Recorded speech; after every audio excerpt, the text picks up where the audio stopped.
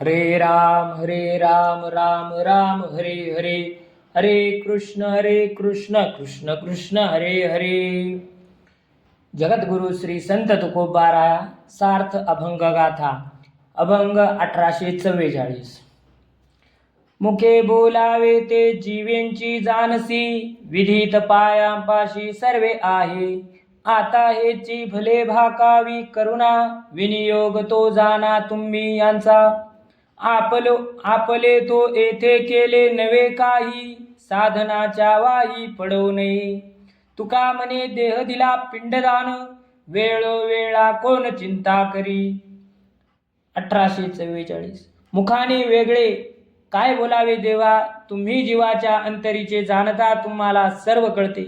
आमचे सर्व काही तुमच्या पायापाशी निवेदन केलेले आहे. आता एकच काम, केवळ तुमची करुणा भाकावी, त्याचा उपयोग होईल का हेही तुम्ही जाणता. आमच्या उद्धारासाठी आम्ही स्वतंत्रपणे काही करू शकत नाही, म्हणून आम्ही कोणत्या साधनाची खटपट करीत नाही. तुकाराम महाराज म्हणतात, माझ्या देहाचे दोषांचे पिंडदान मी एकदा करून टाकले. त्याच्या योगक्षेमाची मी वेळोवेळी चिंता कशाला करू. 1845. कामातुरा भय लाजना विचार, शरीर असार तृणतुल्य. नवल हे लीळा कर्त्याचे लाघव, प्रारब्ध भाव दाखविले. लोभालोभ एका धनाची ठाई, आनिकांची सोयी चाड नाही. तुका म्हणे भूक न विचारी प्रकार, योजे तेची सार यथाकाळे. 1845. कामांध पुरुषाला कामपूर्तीसाठी कोणाची भीती जन लज्जा वाटत नाही, याच्या परिणामाची काळजी वाटत नाही. शरीर नश्वर तृणमूल आहे असा सारासार विचार करीत नाही. ज्याच्या त्याच्या प्रारब्धानुसार अंतरी तसतसे भाव दाखविले, हे त्या विश्वकर्त्याचे नवल लीला कौशल्य आहे. कामांध इच्छापूर्तीसाठी धडपडतो, तसा द्रव्यलोभी पैशाच्या प्राप्तीसाठी धडपडेल. तुकाराम महाराज म्हणतात, भुकेच्या वेळी मिळालेल्या अन्नाचा बरे वाईट असा विचार भुकेलेला करत नाही, जे मिळेल ते खातो. 1846. बांधी सोडी हे तो धन्याची एक हाती, हे कडगोविती आपणा बळे. बोलली आसी नाही देहाचा ठाव, धोतऱ्याने भाव पालटिला. घरात रिगावे दाराची सोयी, भिंती सवे डोई घेऊनी फोडी. तुका म्हणे देवा गेली विसरून, आता वर्म कोण दावी यांसी. 1846. प्रत्येक जीवाला बांधणे किंवा मुक्त करणे हे विश्वाचा धनी पांडुरंग त्याच्या हाती आहे, हे सत्य असूनही दुराग्रही लोक स्वतःला गुंतवून घेतात. धोत्र्याचे विषारी बी खाल्ल्याने बेहोश झालेल्या देहाचे भान राहत नाही. बी सेवनाने सर्व परिस्थिती बदलते. हट्टाने साधना करणारे घराच्या प्रवेशद्वाराने जायचे सोडून भिंतीतून जाईन म्हणत डोके फोडून घेतो. तुकाराम महाराज म्हणतात, देवीला विसरून गेलेल्या भ्रमिष्ठ लोकांना मी कोण आहे याचे वर्म कोण दाखवणार. 1847. कवन जन्मता कवन जन्मविता, नकळे कृपावंता माव तुझी. कवन हा दाता कवन हा मागता, नकळे कृपावंता माव तुझी. कवन भोगिता कवन भोगविता, नकळे कृपावंत माव तुझी. कवन ते रूपता कवन अरूपता, नकळे कृपावंता माव तुझी. सर्वाठाई तुझी सर्वही झालासी, तुका म्हणे यासी दे तुझे नाही. 1847. देवा, कृपावंतात जन्म घेणारा कोण, जन्म देणारा कोण, ही तुझी अगटित माया मला कळत नाही. देणारा कोण, मागणारा कोण, ही तुझी अलौकिक माया मला कळत नाही. कोण भोगतो कोण भोगवितो, ही तुझी त्रिगुणात्मक माया मला कळत नाही. रूपवान कोण अरूपवान कोण, ही गोष्ट ही तुझी दुर्घट माया मला कळत नाही. तुकाराम महाराज म्हणतात, स्वस्वरूपाचे आवरण म्हणजे माया, ते दूर करून पाहिले की ब्रह्म अद्वैत ते परिपूर्ण आहे. सर्वार्थाने तेच आहे, सर्वच तूच व्यापून आहेस. 1848. देखे जेथे देखे तेथे तुझीच पावले, विश्व अवघे कोंदाटले. रूप गुण नाम अवघा मेघश्याम, वेगळे ते काय उरले. जाता लोटांगणी अवघीच मेदिनी, सकळ देवपाठ झाले. सदा सर्व काळ सुदीन सवेळ, चित्त प्रेमे असे झाले. अवघा अम्मा तूच झालासी देवा, संसार हेवा कामधंदा. न लगे जाणे कोठे काहीच करणे, मुखी नाम ध्यान सदा. वाचा बोले ते तुझेची गुणवाद मंत्र जप कथा स्तुती भोजन सारू ठाई फल तांबूल काही पूजा नैवेद्य तुझा होती चालता प्रदक्षिणा निद्रा लोटांगण दंडवत तुझ प्रती देखोनी दृष्टी परस्परे गोष्टी अवघ्या तुझी मूर्ती झाल्या तीर्थरूप भावी नदी कूप अवघे गंगाजळ झाले 1848 अवघे गंगाजळ झाले महाल मंदिरे माड्यात नगरे झोपड्या अवघी देवदेवाईले एकेकानी त्या हरिनाम ध्वनी नाना शब्द होत झाले तुका म्हणे आम्ही या विठोबाचे दास सदा प्रेम सुखे धालो रे 1848 देवा मी जिकडे पाहतो तिकडे तुझीच पावले पाहायला मिळतात अवघे विश्व तुझ्या रूपानेच भरले आहे आता सर्व पदार्थाचे रूप गुण नाम मेघश्याम आहे वेगळे काही उरले नाही मी पृथ्वीवरून लोटांगण घालतो ती पृथ्वी देवाचा बसण्याचा पाठ आहे वर्षातील सर्व ऋतूंतील सर्व दिवस सतत पुण्यकाळ सदा सुदीन शुभ वेळ मला वाटते माझे चित्त हरिप्रेमाने तृप्त झाले आहे आता आमचा संसार मनातील हव्यास कामधंदा अवघा तूच झालास आता काही करावे लागत नाही एके ठाई बसून मुखाने नाम मनाने ध्यान चालू आहे आता वाचा बोलते ते तुझे गुणानुवाद तोच मंत्र जप तेच कीर्तन स्तुती मी जे ते बसून भोजन करतो फलाहार घेतो तांबूल घेतो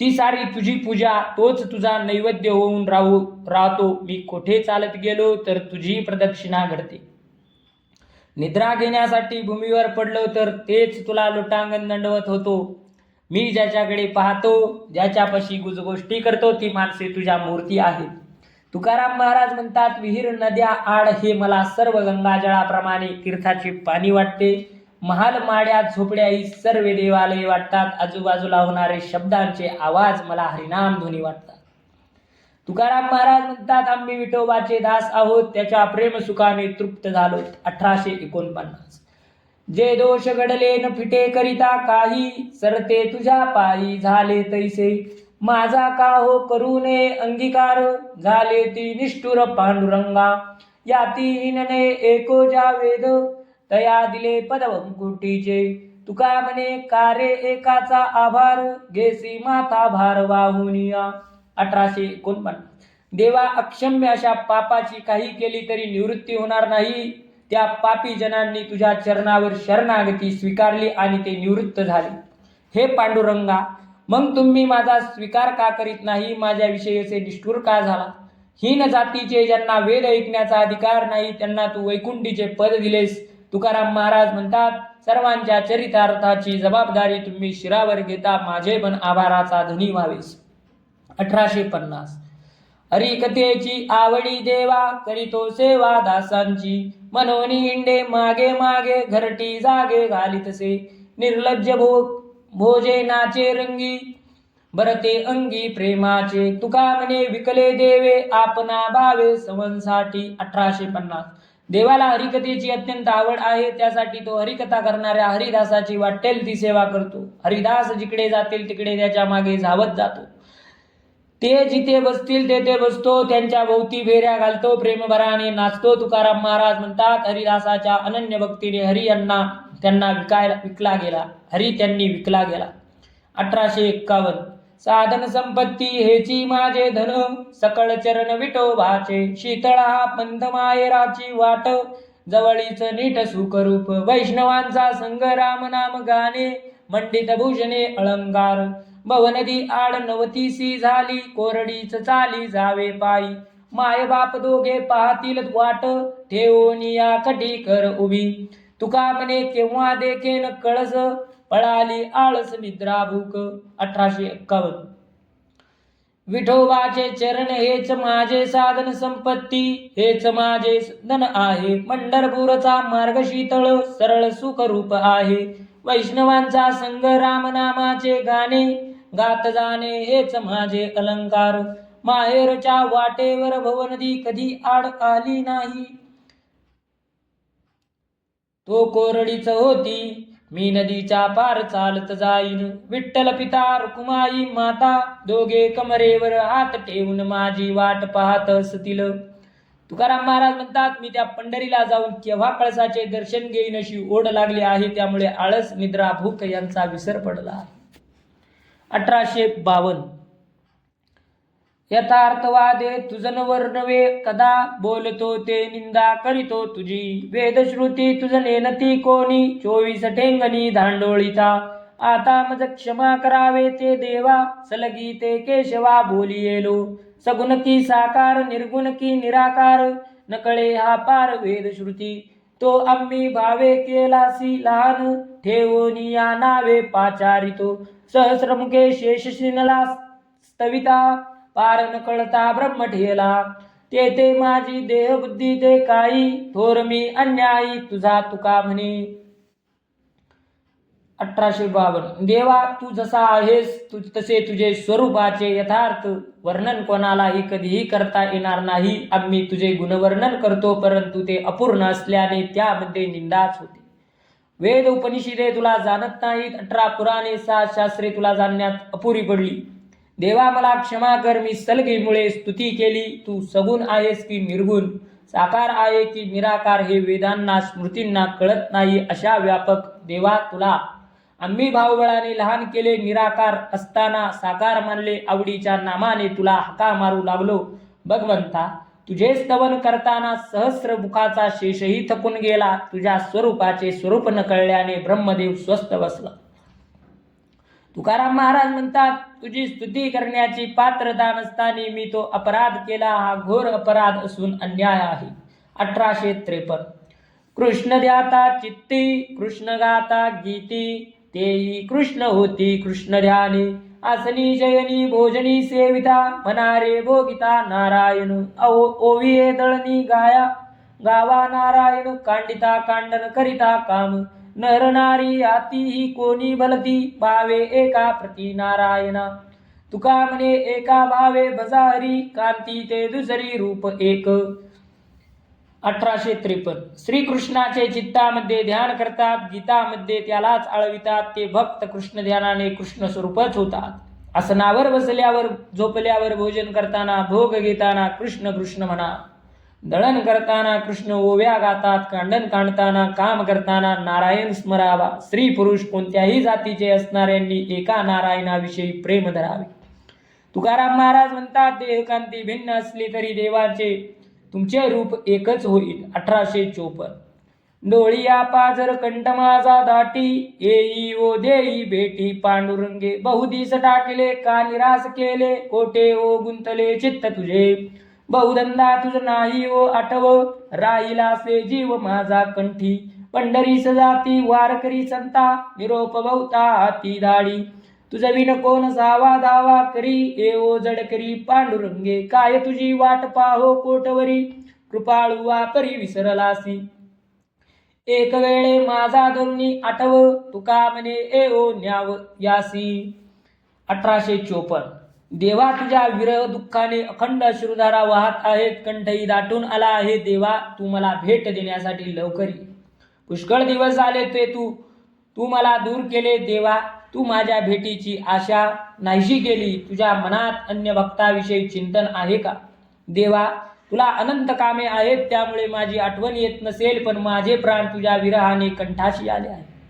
नित्यनेमाने पंढरीला जाणाऱ्या वारकऱ्यांच्या हाती मी पुष्कळ वेळा तुला निरोप पाठविला, पण त्याचा काही उपयोग आला नाही. हे पांडुरंगा वेगाने ये, कारण तुझ्याशिवाय अन्य कोण मला सहाय्य करणार. हे कृपाळू देवा तुझी वाट तरी किती पाहायची, तू मला कसा विसरलास. देवा एकदा माझी आठवण येऊन मला घेऊन जाण्यासाठी लवकर ये, असे तुकाराम महाराज म्हणतात. 1855 काय करू या मना आता का विसरते पंढरीनाथा करी संसाराची चित्ता वेळोवेळा मागुती अधिक कोंडितात सरफडी बलतीकडे गाली उडी मजन नावडे श्रवण द्यावे विषय अवलोकून बहुत चंचळ चपळ जाता येता न लगे वेळ किती राखो दोन्ही काळ निपजली या जागे वेळ मज राखे आता तुका म्हणे पंढरीनाथा. 1855 या अवखळ मनाला काय करू, ते पंढरीनाथाला का विसरते आणि पुन्हा पुन्हा संसाराची चिंता करते. त्याच्यावर अंकुश ठेवावा तर ते विचलित होते, विषयात गोडी धरते. या मनाला स्मरण, हरिभजन, भगवत कथा श्रवण आवडत नाही, माईक विषयाची मात्र ओढ लागते. या आचपळ मनाला इकडून तिकडे जाण्यास वेळ लागत नाही. सूर्योदयापासून रात्री विश्रांतीपर्यंत वेळेपर्यंत मनाला आवरले तरी त्याचे रक्षण होत नाही. तुकाराम महाराज म्हणतात, हे पंढरीनाथा, या मनाच्या दोषांपासून माझे रक्षण कर. 1855. पंढरीनाथ भगवान की जय. महावीर ज्ञानेश्वर महाराज की जय.